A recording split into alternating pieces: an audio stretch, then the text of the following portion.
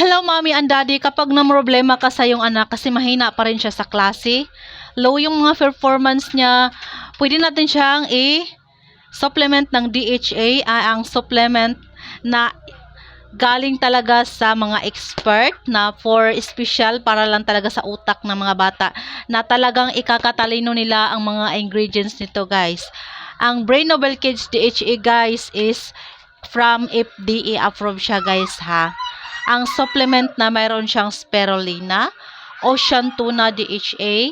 It can help develop the brain comprehensively, enhance o ma-enhance yung intelligence and help children's focus. Okay?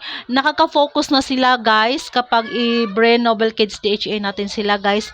Nakapagpapalabas ito ng kanilang katalinuhan, intelligence, or talent nila, guys.